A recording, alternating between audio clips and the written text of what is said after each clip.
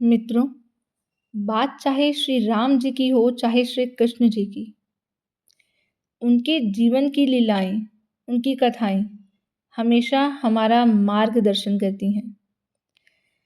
हम अपने चैनल के माध्यम से आप तक उनकी कथा पहुंचाने का प्रयास करेंगे ताकि आप और हमारे आज के बच्चे उन कथाओं को सुनें और समझें। आशा करते हैं कि आपको ये कथाएं पसंद आएगी और आप हमारे चैनल से जुड़ने के लिए हमारे चैनल को लाइक कीजिए, सब्सक्राइब कीजिए और कमेंट कीजिए। प्रथम कथा कंस देव की। बहुत समय पहले मथुरा में राजा उग्रसेन राज्य करते थे। उनका एक पुत्र था कंस। वह ज्ञानी और पराक्रमी होने के साथ साथ अत्याचारी भी था। राजगद्दी के लोभ में उसने अपने पिता को बंदी बनाकर कारागार में डाल दिया और स्वयं राजा बन बैठा। कंस की एक चचेरी बहन थी देवकी, जिसका विवाह वासुदेव नामक यदुवंशी सरदार से हुआ था। एक बार कंस स्वयं देवकी और वासुदेव को अपने रथ में बिठाकर उनके घर छोड़ने जा रहे थे। तभी मार्ग में एक आकाशवाणी हुई। अरे मूर्ख, जिस देवकी को तू बड़े प्रेम से ले जा रहा है, उसी का 8वां पुत्र तेरा वध करेगा। आकाशवाणी सुनते ही कंस अपने आपे से बाहर हो गया। देवकी के केश पकड़कर उसे मारने के लिए कंस ने अपनी तलवार निकाल ली।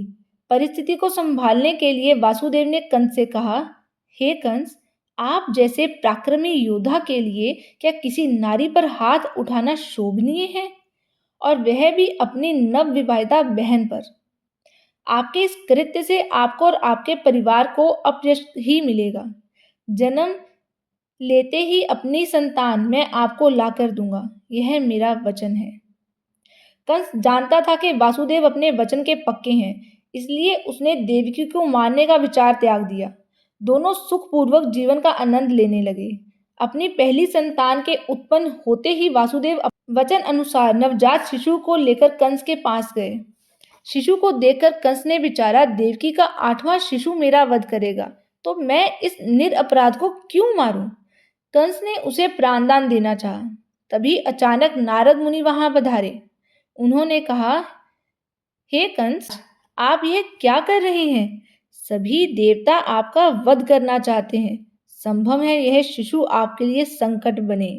नारद की बातों से भयभीत कंस ने शिशु को वासुदेव से छीनकर पत्थर पर पटक कर उसका अंत कर दिया और वासुदेव तथा देवकी को कारागार में डलवा दिया।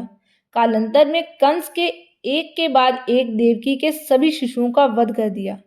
शोक विवल देवकी हर पल ईश्वर से प्रार्थना करती रहती थी। उसने 7वीं बार गर्भ धारण किया।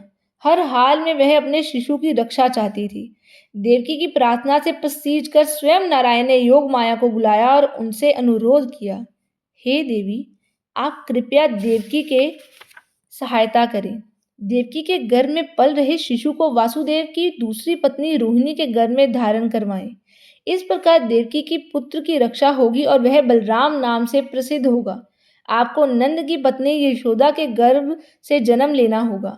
आप शक्ति की देवी दुर्गा के रूप में पूजी जाएंगी। जोग माया ने धरती पर जाकर नारायण की इच्छा अनुसार ही माया रची। चारों ओर देवकी के गर्भपात की चर्चा हुई। कंस बड़ी ही आतुरता से देवकी की 8वीं संतान की प्रतीक्षा कर रहा था। कारागार में कठोर पहरा रहने लगा। समय के साथ साथ देवकी ने गर्भ धारण किया। वह उसके चेहरे पर एक विशेष आभा दिखने लगी। उसे देखकर कंस ने मन ही मन विचारा, शायद मेरा वध करने वाला देवकी के गर्भ में आ चुका है। अपनी बहन को मार नहीं सकता था, तो अब मुझे क्या करना चाहिए? उसने कारागार का पहरा और भी कड़ा करवा दिया। पहरेदारों को आदेश दिया कि शिशु के जन्म की सूचना उसे तुरंत दी जाए। जय श्री कृष्ण।